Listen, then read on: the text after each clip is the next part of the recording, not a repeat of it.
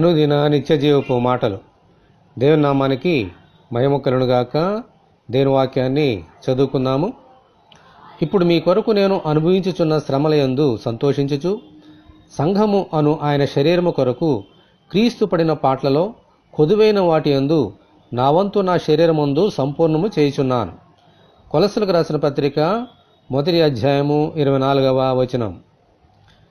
మన ప్రభు అయిన యేసుక్రీస్తు ఈ లోకములో అనేకమైన శోధనలు, హింసలు, బాధలు, సిలువ మీద అనేకమైన శ్రమలను భరించారు. ఈ శ్రమలనే ప్రసవ వేదన నుండే యేసు శరీరము అనే సంఘము పుట్టింది. ఆమెన్. తాను శ్రమపడి జన్మనిచ్చిన సంఘమునకు ఆయనే శిరస్సే ఉన్నారు.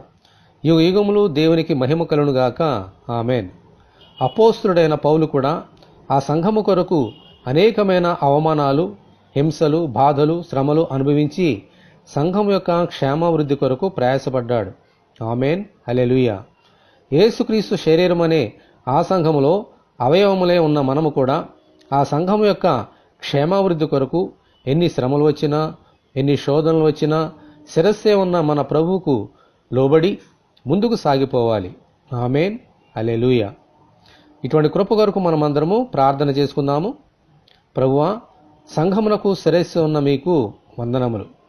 పౌలు వలె మేము కూడా సంఘం యొక్క క్షేమాభివృద్ధి కొరకు ప్రయాసపడినట్లు అనుగ్రహించమని, ఈ వాక్యం వింటున్న నీ బిడ్డలందరినీ అలాగున దీవించమని ప్రభువైన యేసుక్రీస్తు ద్వారా ప్రార్థన చేయుచున్నాము తండ్రి.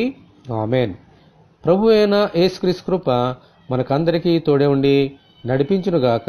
ఆమెన్. పరిశుద్ధ దేవుని మందిరం.